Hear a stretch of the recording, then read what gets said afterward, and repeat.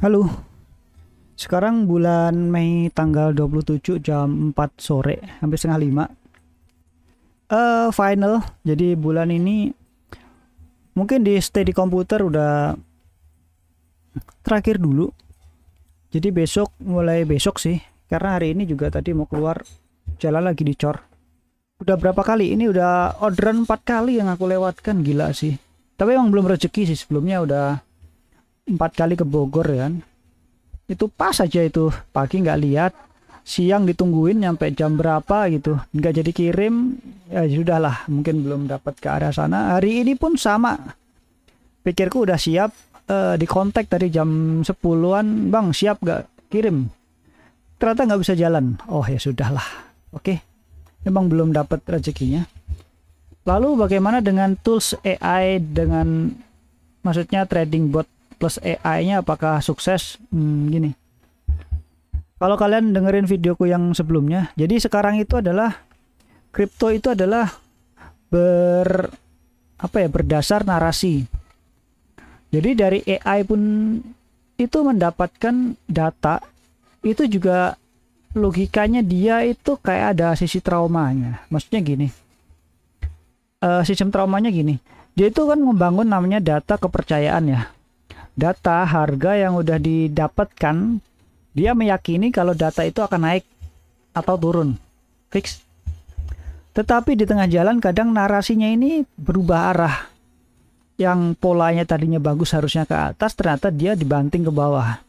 Nah ini membuat, jangankan AI, manusia aja yang punya perasaan, punya rasa cukup, punya rasa traumatis juga yang mendalam itu, ketika dibanting itu kan akan merasa feel-nya itu, kita punya, manusia punya rasa ini nggak beres nih gitu kan. Terus ada di chart ini kan mempengaruhi psikologis ya, naik nyampe nyampah itu, nyampe nggak bisa dibaca itu chartnya. Kalau lagi naik nyampe hang tuh, nyampe aduh ini admin Indodax kemana sih. Kalau udah nyampah kayak gitu di banned aja lah biar enteng gitu loh, ngeklik pun gampang gitu loh. Ini jadi susah gitu. Jadi kalau AI ini yang aku pakai, yang aku create, memang harus dari kita memposisikan AI itu di tempat yang seharusnya, ya seharusnya aja sih, maksudnya bukan di tempat yang FOMO gitu lah. Nah aku ini orang yang trader FOMO, kalau market yang rame ya aku masuk, kalau sepi aku nggak mau nungguin gitu. Jadi si AI aku pasang di tempat yang sepi itu. Terus kendalanya apa? Kenapa nggak stay di komputer kan? Kenapa harus ditinggal pergi ke jalanan lagi? Kenapa nggak stay di sini gitu? Projectnya aku bilang udah final. Kenapa harus ditinggal? Karena gini, analoginya gampangnya, kalau Argo yang kita dapat cuman 10.000 tapi ongkos bensinnya 5.000, itu nggak worth it, ya nggak masuk. Kenapa? Karena modalku di trade-nya ini terlalu gede, terlalu kecil, resource yang dikeluarkan terlalu gede, jadi nggak balance, nggak dapet. Mau jungkir balik kayak manapun nggak dapet bro, serius. Malah habis dikonsumsi, konsumsi daya, energi buat komputer, energi buat hidup, itu kan butuh energi, butuh konsumsi. Nah kenapa aku tinggalkan ini? Ya mungkin aku kembali lagi nanti kalau misalkan gini lah, kalau misalkan modal cuma 100.000 diputer-puter gini nggak dapet bro. Misalkan kan di sini ada sisi ketakutan kan, ada ketakutanku untuk terlalu percaya dengan AI. Jadi sampai sekarang aku masih manual untuk tradingnya, jadi AI belum bisa aku percaya banget. Poin kedua yaitu tadi, modalnya terlalu kecil, resource-nya terlalu gede. Mungkin di sini kalau aku bisa masukkan 5 juta, aku main di 3% aja atau 2%. 2% aja lah paling aman lah, 5 juta di 2%. Mungkin masih worth it. Buat mental masuk. Tapi kalau modal kecil, mendingan pergi dari market dulu deh. Jangan dipaksain. Nanti habis tenaga, habis pikiran, habis energi, habis semuanya, nggak dapat apa-apa gitu. Jadi aku ngerasa udah cukup. Aku sih pengen cuaca besok dan seterusnya itu nggak hujan terus, gila. Di luar sana kan ada banjir ya, di Tangerang, di Geraha Raya kemarin, di Citra ada badai juga, Citra 8, terus Citra Raya sono juga udah gelap-gelapan kemarin aku ngeliat. butanya berapa hari ini, apalagi ya hujannya udah gila. Emang sih di tempatku sini enggak, tapi di luar sana akunya puyeng. Kemarin kebun jeruk yang habis juga ya kan hujan. Masalahnya motornya udah tua, kena air kecipratan aja mati. Jadi ada kabel atau apa di dalamnya itu aku nggak urutin. Jadi kalau misalnya dirunut lah kabelnya diganti, itu harus bongkar bodi, bongkar semuanya. Kayak sih nggak ganti kabel utuh sih. Kemarin aku nemuin ground itu udah rapuh sih. Kayaknya udah mulai harus diurut dari ujung ketemu ujung sih. Ya paling idealnya emang harus ganti aja kabelnya sih gitu. Tapi kalau panas-panasan ya hajar aja sih sebenarnya. Tapi ngikutin aja lah gitu. Lalu yang aku rasain nyampe sekarang, polanya juga nyari duitnya udah berubah. Jadi yang aku berapa bulan yang lalu aku bikin video, aku harus ngerubah pola pikir, mindset. Ternyata yang aku rubah bukan dari sisi aku melihat FOMO aku masuk, kalau nggak FOMO aku nggak masuk, bukan begitu ternyata. Jadi konsepnya selama ini kan aku hidup cuman buat belajar, bekerja keras, hasilnya pengen berubah hidup gitu kan. Tapi kenyataannya nggak seperti itu. Sawang sinawang sih sebenarnya ya.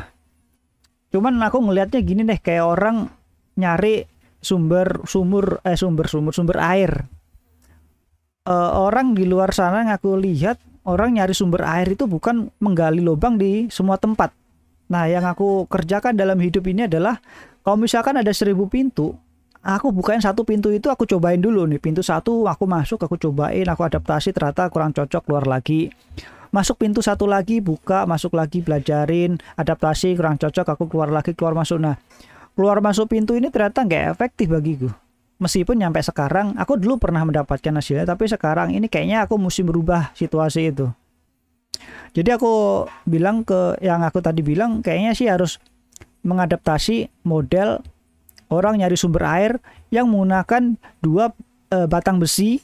Ketika batang besi itu dipegang, diarahkan, dia akan menunjukkan sumber air itu dengan dia bisa melihat sumber air itu ada meskipun kita nggak bisa ngelihat gitu loh cuy. Ini konsepnya gimana coba? Tapi yang aku rasain sekarang kayak ini cara gitu masuk akal. Jadi kita nggak usah gali-gali nih. Gali di titik A, digali nyampe capek ternyata nggak ada isinya. Pindah ke titik B, gali lagi nyampe capek lagi nggak ada isinya. Gali. Ternyata ini kayaknya jalan yang salah gitu loh. Jadi ada cara yang lebih baik, lebih efektif pakai batang besi itu tadi. Diem, kita tinggal jalan ngikutin arah yang kita mau aja, kita jalan, nanti ada air itu akan ditunjukkan dan kita akan gali di sana.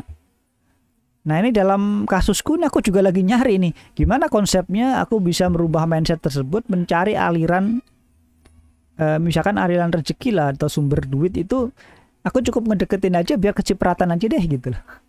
Ini nggak mudah, cuman mungkin polaku mulai, aku apapun pola ya, pola pikir itu sesuatu yang nggak lazim atau sesuatu yang nggak normal, tapi ya cuman sekedar mindset kayak motivasi gitu lah cuy. Gitu. Jadi ya kita lanjut di jalanan lagi. Mungkin di sini tetap dinyalain sih komputernya, cuman biar AI sama aku buat review hasilnya seperti apa buat meningkatkan performa ke depannya.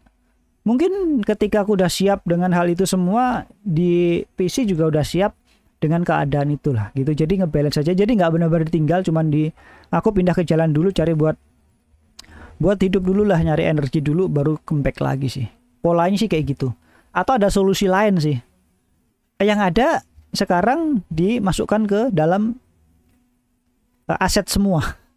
Aku ada punya motor satu, itu udah nggak jalan udah berapa tahun lebih ya, dari akhir tahun lalu nyampe sekarang.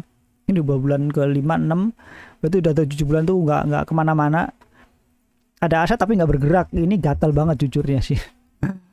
Tapi aku masih ngerem banget. Kalau misalkan gagal mau kemana gitu kan. Sebagai laki-laki kan, kalau gagal ya nggak dihargai, kalau berhasil kan disayang kayak gitulah. Nyampe semua orang. Oh iya, ya Ci, makasih. Cuman ya itu tadi lah, kembali ke masing-masing gitu. Apalagi dari siklus dari Bitcoin sendiri atau kripto kan ada masanya ya. Ada masanya terbang ke bulan, ada masanya dia jatuh lagi ke bumi. Dia menemukan cara menemukan jalan pulangnya lagi lah. Jadi nggak selamanya ke atas. Kecuali Bitcoin kayak lupa pulang dia kayaknya. Dia naik terus. Kecuali 2000 berapa itu? 2008 ya. 2008 apa 2018 atau 2017 yang dia kembali lagi ya. Dari 300 ke 400 ke 40 jutaan itu.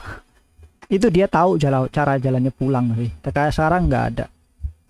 Ya ini cuman cat halusinasi di masa lalu ya kan. Di sini nanti bulan besok nyampe tahun besok kayak sih bakal turun kan, seperti itu mekanismenya ya kalau ngelihat iya. Kalau melihat dari historisnya ya, kita abaikan dari faktor eksternal yang mempengaruhi. Ya ini cuman awang-awang aja, karena mau bagaimanapun itu aku ngambil kesimpulan Bitcoin ini on the track, nggak peduli dengan alasan apapun, pokoknya Bitcoin harus terbang, intinya kan gitu. Kalau kita runut ke area dari 2009 sampai sekarang, batasan itu akan dihilangkan. Misalkan tahun ini ada pembatasan, tahun besok akan batasanku dilenyapkan untuk melanjutkan ke tingkat yang memang udah dipatok seperti itu, ditargetkan seperti itu gitu. Ya kita nikmatin dulu aja arah-arahnya, tetap ke jalanan dulu meskipun nilainya nggak seberapa, cuman buat hidup dulu. Kita sembari mikir di jalanan mana ini, kemana arah siapa tahu nemukan energi apa tadi apa namanya batang besinya bisa nyatu ketemu titik yang bagus gitu cuy. Thank you.